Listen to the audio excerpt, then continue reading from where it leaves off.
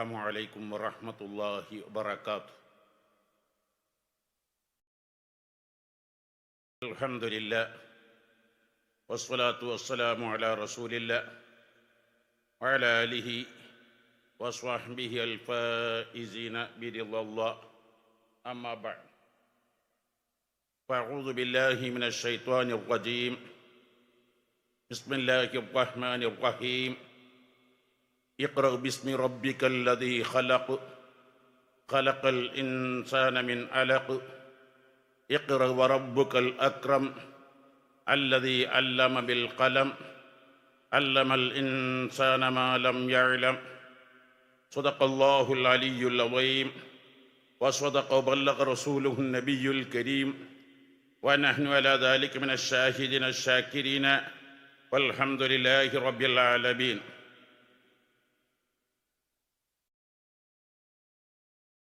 Indian grand Mufti, Samastha Kerala Jamiyyathul ഉലമ general secretary ഷെയ്ഖുന സുൽത്താൻ മക്കാന്തപുരം ഉസ്താദ്, സമസ്ത കേരള ജമിയത്തുൽ ഉലമ president Raees ഉലമ സുലൈമാൻ ഉസ്താദ്, മുഹ്യിസുന്ന പൊന്മള ഉസ്താദ്, സിറാജുൽ ഉലമ ഹൈദർസ് ഉസ്താദ്, മറ്റ് ജമിയത്തുൽ ഉലമ സാരഥികൾ, 40 മുഷാവറ നേതാക്കൾ, പ്രാസ്ഥാനിക കുടുംബാംഗങ്ങൾ, ഇത് സമസ്ത കേരള ജമിയത്തുൽ ഉലമയുടെ 100ാം വാർഷിക സമ്മേളനം അല്ല. സമ്മേളനത്തിൻ്റെ ഉദ്ഘാടന സമ്മേളനവുമല്ല. മറിച്ച് വളരെ പെട്ടെന്ന് നോട്ടീസുകളോ അനൗൺസ്മെൻറ്റുകളോ വാൾ പോസ്റ്ററുകളോ ഇല്ലാതെ ഒരു വിളംബരം മാത്രമാണ്. ഈ വിളംബരം ഇത്രമാത്രം പ്രൗഢോജ്വലമാണെങ്കിൽ സമസ്ത സെൻട്രൽ കോൺഫറൻസ് എത്രമാത്രം വിപുലമായിരിക്കും.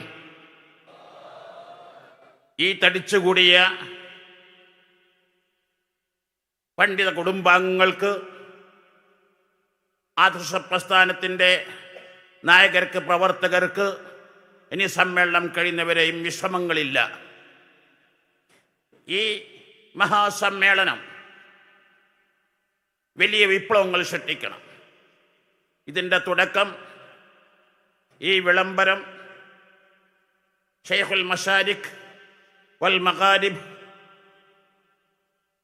ബഹ്റുൽ ഉലൂം അഷ്ശൈഖ് സൈനുദ്ദീൻ ഇബ്നു അലി ഹസൻ മഖ്ദൂമി ഖദ്ദസല്ലാഹു സിർറുൽ അസീസ്, ഈ ഇരിക്കുന്ന സുൽത്താൻ ഉലമയുടെയും റയീസുൽ ഉലമയുടെയും താജുൽ മുഹഖിഖീൻ ഷെയ്ഖുന കോട്ടൂർ ഉസ്താദ് ഉൾപ്പെടെ ഇന്ന് ലോകത്തിൻ്റെ നാനാദിക്കുകളിൽ വ്യാപിച്ചു കിടക്കുന്ന പണ്ഡിതവരണ്യരുടെ, ഉസ്താദുമാരുടെ ഉസ്താദ് ഗുരുസാഗരം, അല്ലാഹുമ്മ റഫഅ ദറജത്തുഹു, അവരുടെ ദറജ ഉയർത്തി കൊടുക്കണേ അല്ലാഹ്. ആ മദദ് ഞങ്ങൾക്കും ഞങ്ങളുടെ പ്രസ്ഥാനത്തിനും എന്നെന്നും നൽകണേ അല്ലാഹ്. 1926 ജൂൺ 26 സമസ്ത കേരള ജമിയത്തുൽ ഉലമ എന്ന പ്രസ്ഥാനം രൂപീകരിക്കുന്ന സാഹചര്യം നമുക്ക് ചിന്തിക്കാനും സങ്കല്പിക്കാനും കഴിയാത്തൊരു കാലമായിരുന്നു.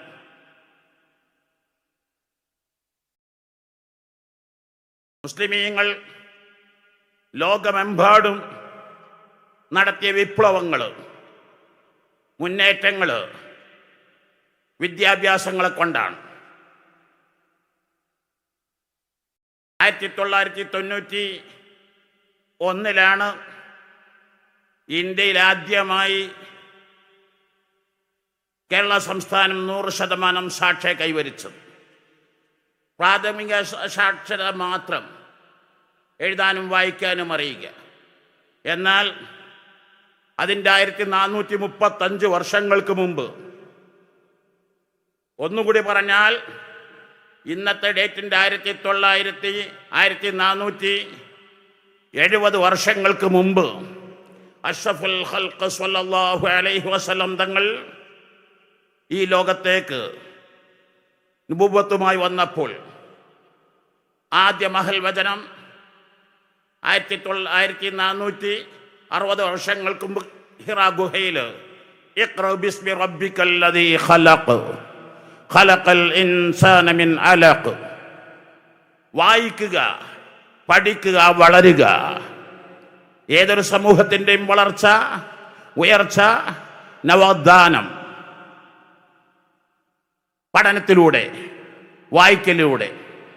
അന്ന് മക്കയിൽ എഴുതാനും വായിക്കാനും അറിയുന്നവർ വിരലെണ്ണാവുന്നവർ മാത്രം.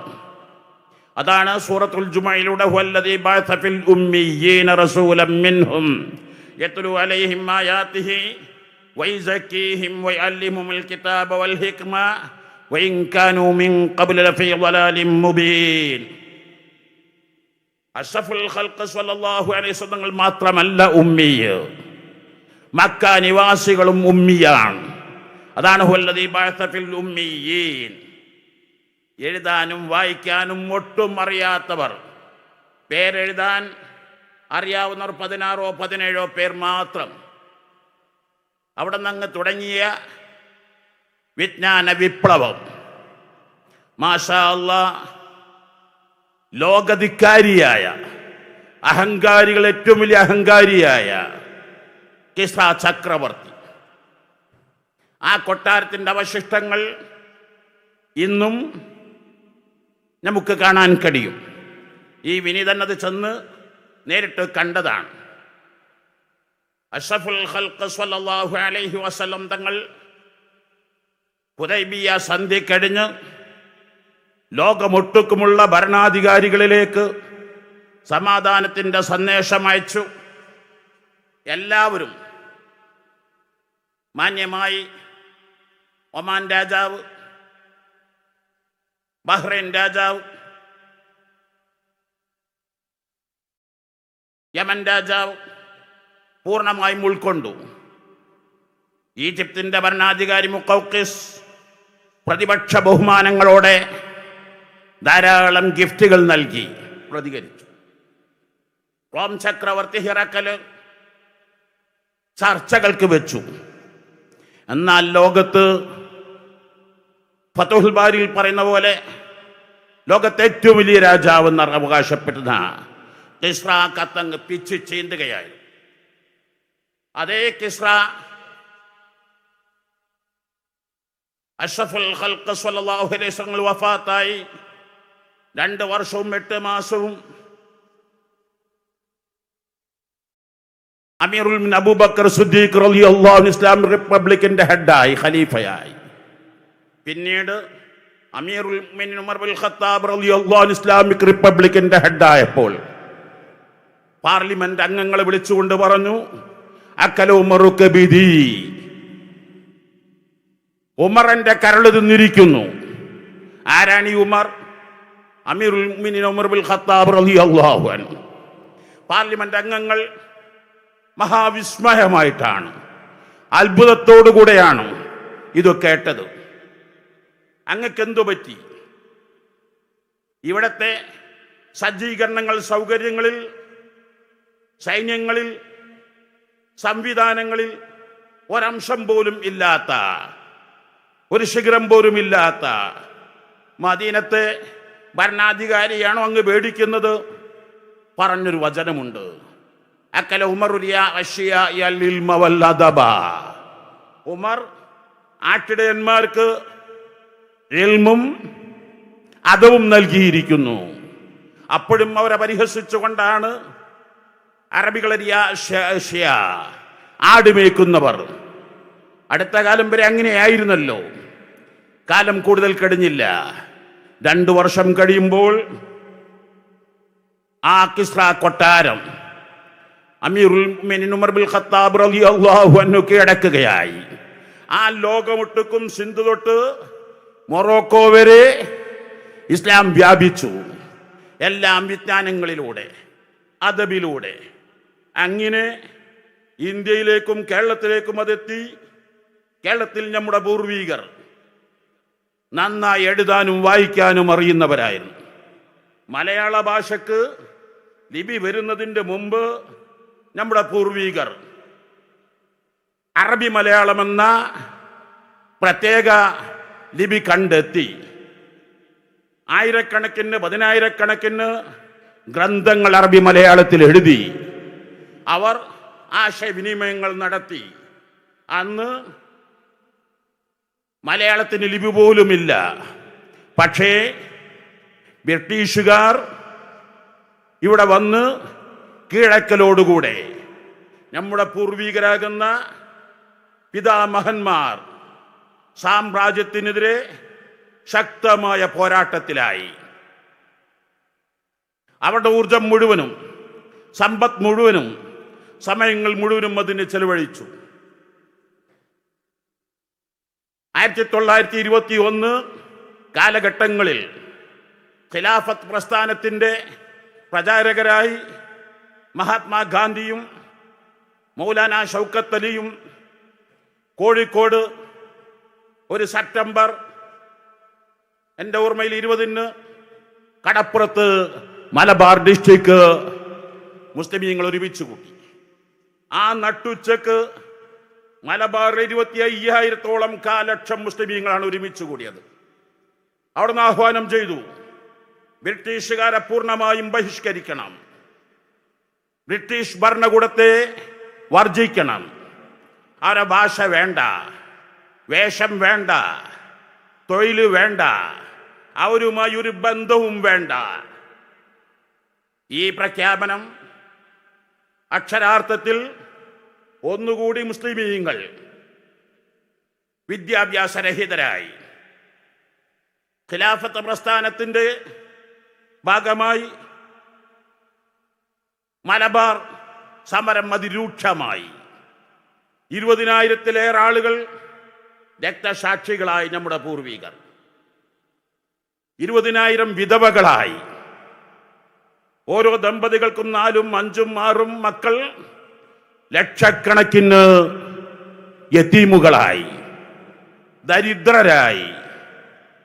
എല്ലാ ശേഷിയും നഷ്ടപ്പെട്ടു. ഈ സമയത്താണ് മഹാനായ ശൈഖുന സുൽത്താൻ മക്കാന്തപുരം ഉസ്താദ് നേരത്തെ നമ്മോട് പ്രഖ്യാപിച്ച പോലെ ഐക്യം, ഒത്തൊരുമ, കൂട്ടായ്മ മാത്രമുണ്ടായിരുന്ന ഈ മുസ്ലിം ഉമ്മത്തിനെ ഭിന്നിപ്പിക്കാനും തകർത്താനും തളർത്താനും ഐക്യസംഘമെന്ന പ്രസ്ഥാനം വന്ന് മുസ്ലിമീങ്ങൾ ഭിന്നിപ്പുണ്ടാക്കി. ഇങ്ങനെ സംഘടിത സമൂഹം അസംഘടിതരാക്കി, ഭിന്നിപ്പുണ്ടാക്കി. വ്യാജ തരീക്കത്തുകൾ വരുന്നു, വിധേയ ആശയങ്ങൾ കടന്നു വരുന്നു, വിദ്യാഭ്യാസരഹിതരാകുന്നു, ശക്തമായ പട്ടിണി, വരൾച്ച രൂക്ഷമാകുന്നു, തൊഴിൽ രഹിതരായി മാറി. ഇവിടെയാണ് സമസ്ത കേരള ജംഇയ്യത്തുൽ ഉലമ എന്ന് പറയുന്ന മഹത്തായ പ്രസ്ഥാനം അൽ-ആരിഫ് ബില്ലാഹ് വരക്കൽ മുല്ലക്കോയ തങ്ങൾ ഖദ്ദസല്ലാഹു സിർറുൽ അസീസ് തുടക്കം കുറിക്കുന്നത്. അക്കാലം വരെയും മഹാനായ വരക്കൽ മുല്ലക്കോയ തങ്ങൾ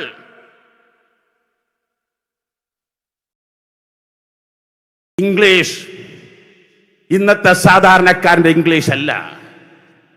കുഞ്ഞുണ്ണി മാഷ് പാടി, ജനിക്കും നിമിഷം തൊട്ടൻ മകൻ ഇംഗ്ലീഷ് പഠിക്കണം, അതിനായി ഭാര്യ തൻ പേരങ്ങ് ഇംഗ്ലണ്ടിലാക്കി.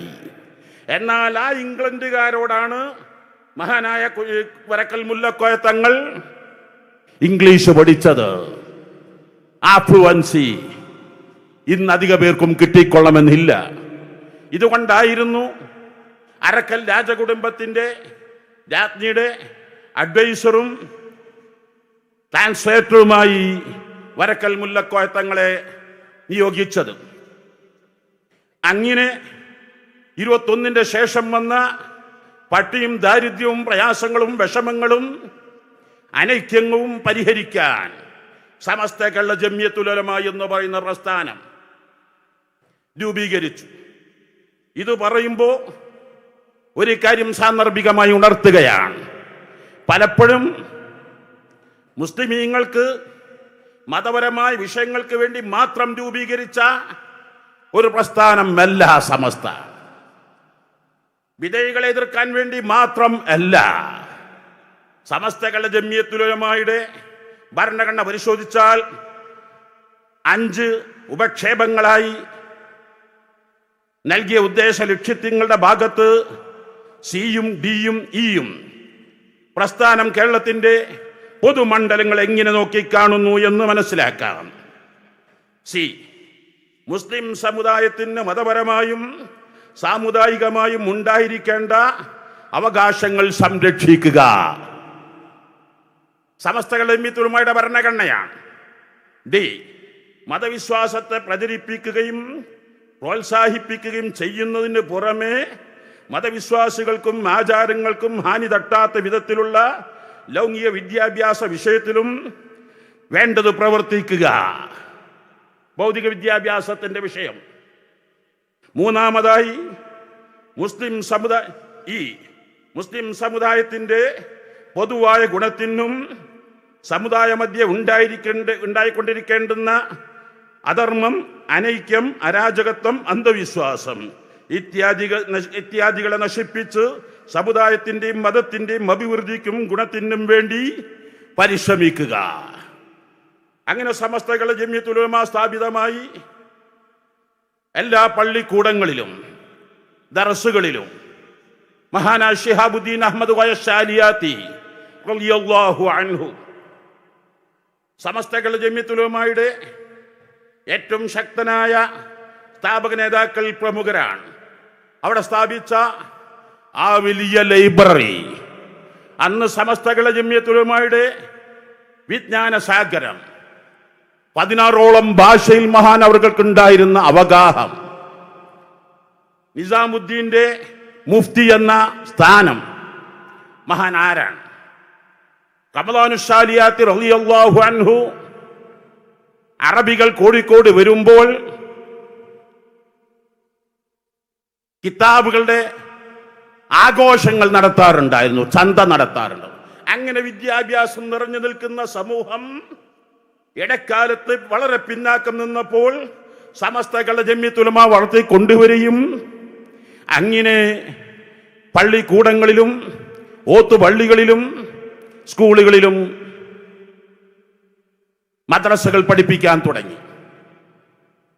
മഹാനായ വരക്കൽ മുല്ലക്കോയ തങ്ങൾ ഖദ്ദസല്ലാഹു സിറഹുൽ അസീസ് മഹാനവരുടെ നിർദ്ദേശപ്രകാരം വളരെ പിന്നാക്കം നിൽക്കുന്ന മുസ്ലിം മക്കളെ ഭൗതിക പഠനത്തിന് വേണ്ടി മലബാർ കലക്ടറായിരുന്ന വില്യം ലോഗനോട് മാപ്പിള സ്കൂൾ തുടങ്ങണം, എങ്കിലേ മാപ്പിള മക്കൾ വരികയുള്ളൂ, പ്രചോദനത്തിന്റെ ഭാഗമായി വരക്കൽ മുല്ലക്കോയ തങ്ങളുടെ നിർദ്ദേശമായിരുന്നു. അങ്ങനെ വളർന്നു. 1947 ഇന്ത്യക്ക് സ്വാതന്ത്ര്യം കിട്ടി. ഇവിടെ സ്കൂളുകളിൽ മതപഠനം പാടില്ല എന്ന് ഭരണകൂടം പാസാക്കി. ഈ സമയത്ത് അക്ഷരാർത്ഥത്തിൽ എല്ലാം നഷ്ടപ്പെട്ട സമയത്തും സമസ്തകളുടെ ജമിയത്തുൽ ഉലമയുടെ നേതൃത്വം, വിശിഷ്യ മഹാനായ അടുത്തായി നമ്മോട് വിട പറഞ്ഞ നമ്മുടെ പ്രാസ്ഥാനിക നായകരിൽ ഏറ്റവും മഹാനായിരുന്ന നൂറുൽ ഉലമ MA ഉസ്താദിന്റെ നേതൃത്വത്തിൽ ശക്തമായ പടയോട്ടം തുടങ്ങി. അങ്ങനെ ലോകത്താദ്യമായി ഒരു ഗവൺമെന്റിന്റെ സഹായമില്ലാതെ 1989 മഹാനായ സുൽത്താൻ മക്കാന്തപുരം ഉസ്താദ് ഹഫിളഹുല്ലാ, മഹാനായ താജുൽ ഉലമ അസ്സയ്യിദ് അബ്ദുറഹ്മാൻ അൽ ബുഖാരി ഖദ്ദസല്ലാഹു സിറഹുൽ അസീസ് സമസ്തകളുടെ ജമിയത്തുൽ ഉലമ പുനഃസംഘടിക്കപ്പെട്ട് ഔദ്യോഗിക രംഗത്ത് പ്രസിഡന്റും സെക്രട്ടറിയുമായി മാറലോടുകൂടെ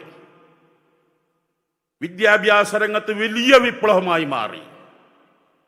ഇന്ന് കേരളത്തിന്റെ അറ്റം തൊട്ട് മറ്റേ അറ്റം വരെ പരിശോധിച്ചാൽ എത്ര പള്ളികൾ, ഓരോ മദ്രസ കുഗ്രാമങ്ങളിലും ടൗണുകളിലും എത്രയെത്ര മദ്രസകൾ, എത്രയെത്ര ജാമിയത്തുൽ ഹിന്ദിന്റെ സ്ഥാപനങ്ങൾ, ഇംഗ്ലീഷ് മീഡിയം സ്കൂളുകൾ, ദഅവ കോളേജുകൾ,